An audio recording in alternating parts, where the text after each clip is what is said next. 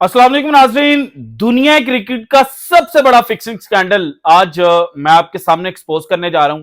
वो भारतीय मीडिया और भारतीय क्रिकेट टीम के कप्तान जो कल पाकिस्तान को शिकस्त देने के बाद आसमान के ऊपर चढ़कर बातें कर रहे थे और कह रहे थे कि जनाब पाकिस्तान की क्या औकात है, पाकिस्तान अब भारत का मुकाबला कर ही नहीं सकता। और फिर पाकिस्तान के अंदर भी कुछ लोग बैठे हुए थे जिन्होंने ये कहा कि जनाब क्रिकेटिंग फील्ड के अंदर हम भारत से बहुत पीछे हैं। लेकिन हकीकतन 2021 के बाद जो जो पाकिस्तान वर्सेस इंडिया मैच खेला गया है उसमें जो जो मैच भारत जीता है, मासवाई एशिया कप 2023 का सुपर 4 राउंड का मैच है, हर मैच के अंदर आईसीसी का जो सिस्टम है वो भारत को जितवाने के लिए एक्टिव हुआ है। और पाकिस्तान को पिछले मैचेस के अंदर खासतौर पर जो टी20 क्रिकेट के अंदर भारत के खिलाफ शिकस्तों का सामना करना पड़ा है वो सिर्फ भारतीय क्रिकेट टीम के जो खिलाड़ी हैं उनकी वजह से नहीं हुआ, बल्कि जो आईसीसी के अंदर भारतीय नवाज लॉबी बैठी हुई है और जो भारत के पसंदीदा अंपायर्स हैं उन्होंने जनाब हर तरह से मुमकिन बनाया और हर तरह से मेक श्योर किया कि पाकिस्तान जो है वो मैच हारे। सो वो कौन कौन सा मैच है 2021 के बाद जिसमें आईसीसी ने भारत को हेल्प आउट किया है और पाकिस्तान क्यों वो मैचेस हारा, इसके ऊपर डिटेल्स जो हैं वो आज की वीडियो में मैंने आपके साथ शेयर करना है।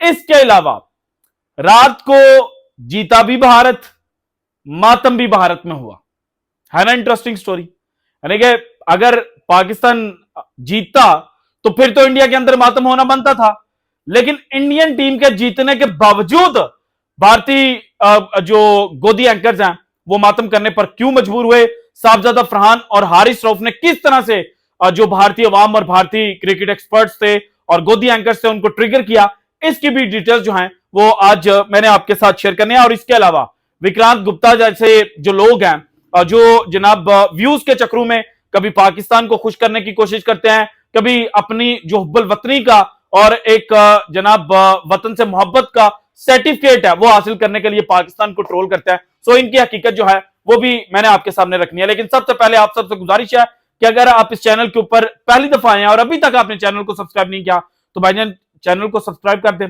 घंटी वाला बटन दबा दें ताकि हमारी हर नई आने वाली वीडियो जो है वो आप तक बर वक्त पहुंच सके। और इसके अलावा पाकिस्तान को हरवाने के लिए जो भारत हमेशा 2 नंबरी करता है, इसके ऊपर आपकी कीमती राय क्या है, डू कमेंट। और मुझे पता है ज्यादातर जो मेरे इंडियन व्यूवर्स हैं वो इस चीज के ऊपर परेशान होंगे, लेकिन अगर इंडियन व्यूवर्स अपनी जो अंधभक्ति है उसको साइड पर रखकर रैशनल होकर जनाब सोचेंगे ना तो फिर उनको भी पता चलेगा कि गुमन जो जो बात कर रहे हैं ना ये सच पर मबनी है। So do comment on ICC's help for Indian team. और इसके अलावा अगर वीडियो पसंद आए तो लाइक एंड शेयर लाजमी कीजिएगा। और अगर आप समझते हैं कि आपके पास क्रिकेटिंग कमेंट नहीं है तो एटलीस्ट ये वीडियो आप किस इलाके, किस शहर या किस मुल्क से देख रहे हैं कमेंट सेक्शन के अंदर लिख दीजिएगा। अब आते हैं जनाब क्रिकेटिंग स्टोरीज की जानिब।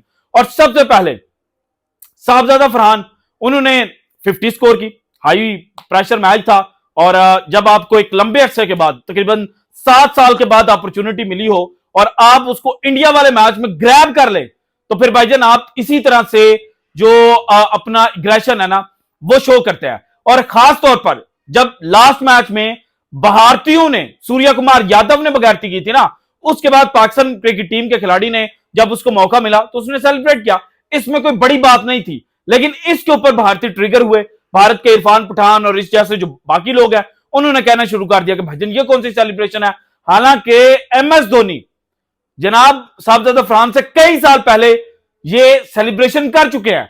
इसके अलावा 2019 में जो एमएस धोनी है वो तो आर्मी के जो ग्लव्स हैं वो शो करने के लिए कि जनाब मुझे अपने जो मुल्क की फौज है उससे बड़ी मोहब्बत है, वो तो ग्लव्स पहनकर जनाब जो विकेट कीपिंग है उसके लिए आगे थे। सो आप अपनी दफा भूल जाते हैं। इसके अलावा हारिस रऊफ का जो ट्रोल किया जा रहा था तो हारिस रऊफ ने तो फिर सही जवाब दिया है कि 6-0 है, ये जा रहे थे ये गिराया गया और फिर इशारा करके 6-0।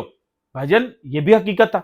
डोनाल्ड ट्रंप जैसे जो सदर है वो इस चीज को हाईलाइट कर रहे हैं, राफेल के अपने शेयर्स गिर के जो चाइनीज कंपनी के त्यारे पाकिस्तान इस्तेमाल कर रहा था उसके शेयर्स आसमान को बातें करने लग पड़े। सो हकीकत तो यही है ना कि जनाब जो जंग का मैदान था जहां पर भारत को पाकिस्तान को जवाब देना चाहिए था वहां पर तो पाकिस्तान ने जनाब इनको आगे लटा लटा कर चपेड़े मारी थी। लेकिन क्रिकेटिंग फील्ड में चूंकि आईसीसी इनको हेल्प आउट करता है तो ये जनाब वहां पर जीत कर फिर ऐसे शो करते हैं कि जैसे इनसे बड़ा कोई क्रिकेटर ही नहीं है। हालांकि 2021 में जब बाबर आजम की कप्तानी में पाकिस्तान वर्सेस इंडिया मैच हुआ और एक अच्छे एनवायरनमेंट में यह मैच खेला गया, आईसीसी ने भारत को हेल्प आउट नहीं किया तो पाकिस्तान ने जनाब इनको ठोक के रख दिया था। फिर 2022 के एशिया कप पर आ जाए, अगेन T20 फॉर्मेट था, ग्रुप मैच जनाब आखिरी ओवरों तक गया, भारत जीत गया, लेकिन सुपर 4 राउंड में 180 प्लस करने के बावजूद जो पाकिस्तान क्रिकेट टीम है उसने भारत को दबोच लिया था, पकड़ लिया था, मार दिया था। और वो मैच भी जनाब पाकिस्तान बड़ा क्लोज जाकर जीता था। देन 2023 के एशिया कप पर है, Pakistan versus India group match, बारिश की नजर हुआ, उसमें 260 ऑड रन के ऊपर भारतीय टीम जो है वो ऑल आउट हो गई थी। रन चेज हो सकते थे या नहीं, इसके ऊपर डिबेट की जा सकती है। लेकिन फिर जनाब सुपर 4 राउंड के अंदर अगेन पाकिस्तान क्रिकेट टीम जो है वो इंजरीज का शिकार हुई। हारिस रऊफ पहले दिन 25 ओवर जब हुए तो वो खेले, लेकिन अगले दिन जो रिमेनिंग 25 ओवर्स थे उनमें हारिस रऊफ इंजर्ड थे, नसीम शाह इंजरी का शिकार हो गए थे। और उसके अलावा जो हाइब्रिड मॉडल के तहत पाकिस्तान क्रिकेट टीम को बार बार ट्रेवल करना पड़ रहा था to and far from Pakistan, तो इसकी वजह से भारत जो है वो इजीली पाकिस्तान के खिलाफ जीत गया। और जो विराट कोहली और बाकी केएल राहुल वगैरह थे उन्होंने अच्छी बैटिंग की थी। लेकिन उसके बाद 2023 के ओडीआई वर्ल्ड कप पर आ जाए, अब भारतीय कहते हैं कि अहमदाबाद में हम जीते थे, लेकिन अहमदाबाद को उस मैच की जो असल हकीकत है वो आईसीसी के जो न्यूट्रल क्यूरेटर थे ना उन्होंने सबके सामने रखी थी। उन्होंने कहा था कि जनाब पाकिस्तान वर्सेस इंडिया मैच जो प्री डिसाइडेड था या प्री शेड्यूल था उसके मुताबिक जो स्ट्रिप नंबर 5 है उसके ऊपर खेला जाना था। लेकिन जो आईसीसी के इवेंट मैनेजर हैं उन्होंने यही न्यूट्रल क्यूरेटर को बताया कि ये स्ट्रिप नंबर 5 के ऊपर खेला गया, लेकिन एक्चुअल में वो स्ट्रिप नंबर 7 के ऊपर खेला गया था। सो खुल्लम खुला जो बगारती है, जो धांधली है, जो फिक्सिंग है ना, वो 2023 के वर्ल्ड कप में भी की गई थी। देन 2024 के T20 वर्ल्ड कप पर आ जाए, पाकिस्तान 120 रन चेज नहीं कर पाया, तारीख में यही लिखा जाता है। पाकिस्तान ने बड़ी गंदी बैटिंग की, पाकिस्तान वो मैच जीत सकता था। लेकिन एक बात जिसको डिस्कस ही नहीं किया जाता वो ये है कि नासो काउंटी का वो स्टेडियम जहां पर पाकिस्तान वर्सेस इंडिया मैच रखा गया था उसमें भारत को अनड्यू एडवांटेज दिया गया था। अब नासो काउंटी के अंदर सिर्फ एक वार्म अप मैच हुआ था और वो मैच था अगेंस्ट बांग्लादेश और इंडिया ने खेला था। इसके अलावा श्रीलंका और साउथ अफ्रीका का वहां पर पहला मैच खेला गया था, इनको भी उस ग्राउंड के अंदर प्रैक्टिस करने का मौका नहीं मिला था। श्रीलंकन क्रिकेट टीम ने एहतजाज किया था कि जनाब इंडियन टीम जो है वो 10 मिनट के फासले पर है स्टेडियम से और हमें 1.5 घंटे का फासला दे दिया। यानी कि अगर यह समझा जाए कि मैच कजाफी स्टेडियम लाहौर में खेला जाना है तो आप सियालकोट के अंदर जो दूसरी टीम है और जो बाकी टीमें हैं उनको जगह दे रहे हो, जबकि जो इंडिया जैसी टीम है उसको आप पीसी माल रोड पर ठहरा रहे हो। सो ये हकीकत थी और पाकिस्तान ने वहां पर 6 को यूएसए के खिलाफ मैच खेलने के बाद जनाब 7 को पहुंची थी, 8 को प्रैक्टिस की थी और 9 को पाकिस्तान का मैच था। एक दिन मिला था प्रैक्टिस करने का, कंडीशंस का पता ही नहीं था पाकिस्तान को, जबकि भारत ने जो अपना बेस कैंप है वो इसी स्टेडियम पर रखा गया था। और भारत ने अपने जनाब वार्म अप मैच के अलावा जो पहले 3 मैचेस हैं वो सेम ग्राउंड के ऊपर खेले थे नासो काउंटी के अंदर। पहले आयरलैंड, दूसरा पाकिस्तान, तीसरा गालिबन यूएसए, हाँ यूएसए के खिलाफ। सो 3 मैचेस इन्होंने सेम ग्राउंड के ऊपर खेले थे। अब 2025 पर आ जाए, ग्रुप मैच आपने देखा था किस तरह से जनाब जो बॉल है वो पैड्स पर टच हो रही थी और इंडियंस हाफ हार्टेड अपील कर रहे थे ना, यानी कि उनको भी पता होता था आउट नहीं है, लेकिन वो वैसे ही हाउस एड कर रहे थे तो अंपायर जो हैं वो जनाब आउट करार दे रहे थे। बाद में पाकिस्तानी रिव्यू ले रहे थे और वो जनाब जो रिव्यू है उसके ऊपर नॉट आउट हो रहे थे। अब वो रिव्यू के ऊपर नॉट आउट तो हो रहे थे लेकिन वो बॉल्स डॉट बॉल्स काउंट हो रही थी, क्योंकि जब आप सिंगल लेने के लिए जा रहे हो और अंपायर ने आपकी सिंगल कंप्लीट होने से पहले इशारा कर दिया आउट, तो वो बॉल तो वहीं पर डेड होगी, आपके खाते में रन तो नहीं आए।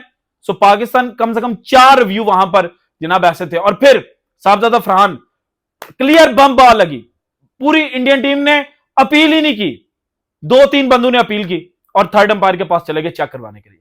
और लास्ट नाइट जो फखर जमान के साथ हुआ कि जनाब क्लियर लग रहा था कि बॉल जो है वो बाउंस हो गई है। और फिर मुझे जब आज भारतीय कह रहे हैं ना और नहीं जी ये आउट था, पाकिस्तानी रो रहे हैं, तो जब WTC चैंपियनशिप के फाइनल में कैमरन ग्रीन ने शुभमन गिल का कैच पकड़ा था और उस वक्त कंट्रोवर्सी पैदा हुई थी, तो उस वक्त तो मोहम्मद शमी जो इंडियन टीम के खिलाड़ी हैं उन्होंने खुलकर डिसअपॉइंटमेंट शो की थी। शुभमन गिल ने खुद ट्वीट की थी। लेकिन जब वेस्टइंडीज में यही भारत गया और वहां पर एक ऐसा ही कैच था जो क्लियरली विजिबल नहीं था कि आउट है या नॉट आउट है, वो भारत के फेवर में गया था, उसके ऊपर जनाब जो ढोल है वो उनको थपथपाते हुए रक्स किया जा रहा था। और आज पाकिस्तान को कहा जा रहा है कि जनाब नहीं, आईसीसी ने हेल्प आउट नहीं किया। अब मैंने आपको पिछले 5 सालों की तारीख बताई है, अब आप खुद सोचें कि जनाब ये करते क्या, ये आईसीसी इनको हेल्प आउट ना करें तो इनकी बत्ती गुल हो जाती है, यह आप लिख लें। और अब पाकिस्तान क्रिकेट टीम ने जो एक समहाउ शो किया है कि वो बड़े लेवल की और बड़ी टीमों के खिलाफ क्रिकेट खेल सकते हैं, जो इन्होंने प्लानिंग चेंज की थी। अब पाकिस्तान अगर श्रीलंका और बांग्लादेश को हराकर फाइनल में चला जाता है ना, तो उस दिन अगेन आप अंपायर्स का बिहेवियर चेक कीजिएगा। और फिर ब्रॉडकास्टर्स की, जनाब कल शाहिन अफरीदी और हारिस रऊफ को दिखाया जा रहा था।